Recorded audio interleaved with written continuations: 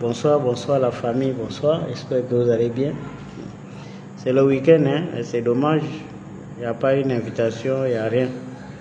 Le week-end est réservé pour ceux qui ont des moyens. Nous autres là, on n'a rien, donc on vous assiste. Ouais, mais je souhaitais revenir sur mes propositions au dialogue parce que nous sommes dans la période du dialogue. Donc à chaque fois que quelqu'un a une idée, il essaye d'apporter son idée pour voir si on peut améliorer la situation globale du pays.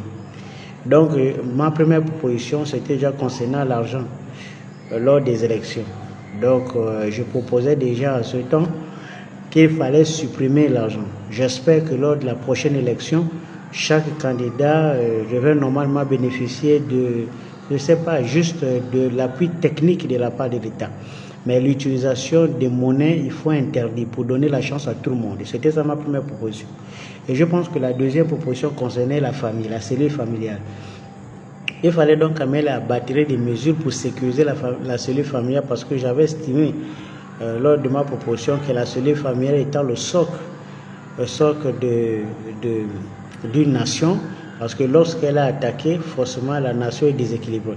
Donc il fallait sécuriser cette cellule familiale. Donc les contours de la proposition de loi se trouvent dans un texte à la maison. Donc l'ensemble de ces propositions-là à la maison, c'est par écrit. Au mois venu, j'ai déposé comme tout le monde, hein, mais je préfère déjà vous balancer ça comme ça. Maintenant, il y a une troisième proposition. Celle que je viens de donner, ça c'est la troisième proposition. Les contours aussi de ceci, ça se trouve par écrit à la maison. Donc la proposition concerne l'organisation future. Et entre autres des propositions, vous voyez, il y a eu des débats avec les nominations au cabinet du Premier ministre, les nominations dans plusieurs secteurs d'activité où on décrit les nominations plus ou moins par copinage de la part des ressortissants de Haute-Ogooué et même déjà avec l'entourage du Premier ministre. Je pense qu'on peut régler cette situation. Et le dialogue nous donne l'occasion de régler ce genre de problème. Et moi, je propose comme loi dans les futures assises de décider que désormais, si une personnalité est nommée, si vous êtes nommé ministre par exemple, et que vous êtes pour nous, ou Ndébi, ou Fan, ou peu importe l'ethnie, l'ensemble de vos collaborateurs, ça veut dire que tout votre cabinet, il ne faut pas qu'il y ait un seul membre, même ethnie que vous.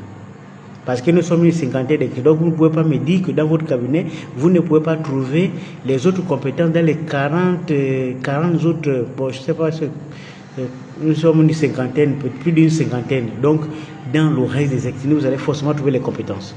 Donc il faut que ça soit consigné comme loi pour que chacun puisse se respecter. Et moi je pense qu'on peut résoudre ça comme ça, c'est aussi facile. Donc si vous êtes nommé ministre, vous prenez votre cabinet, doit être composé de l'ensemble des autres ethnies, pas deux par ethnie, non, une seule personne par ethnie. Si le cabinet est composé de 18 personnes, ça fait 18 ethnies représentées.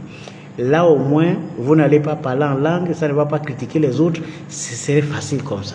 Mais si on met ça sous forme de loi, je vous assure, nous allons éviter beaucoup de choses dans ce pays et nous allons apprendre à travailler ensemble, à conjuguer ensemble, à s'insulter, à discuter et ensuite arranger les choses entre nous. Je pense que c'est la meilleure forme. Ça, c'est ma proposition. Maintenant, après, c'est critiquable, évidemment. Donc, vous pouvez dire ce que vous avez à dire. Moi, j'ai proposé comme ça. Après, c'est dans plusieurs autres fonctions, y compris le président de la République. Si le président il est d'une ethnie, il ne faut pas qu'on trouve le directeur des cabinets de son ethnie, etc. Non, il faut revoir tout ça. Mais si c'est considéré comme loi, je pense que nous allons améliorer le vivre ensemble. Voilà. Ça, c'est ma troisième proposition des lois. J'espère que ça va apporter quelque chose dans le dialogue global du pays pour résoudre plusieurs équations auxquelles le pays est confronté, surtout concernant la mentalité. Voilà, c'est le problème de mentalité qui nous amène à proposer des lois. Parce que la meilleure façon de sortir ou de briser la mentalité des citoyens gabonais, c'est de consigner tout ça en loi. Parce que nul n'est au-dessus de la loi, c'est ce qui est rappelé tous les jours, même si c'est vrai qu'il y a ceux qui sont puissants dans ce pays pour violer les lois tous les jours. Du vote.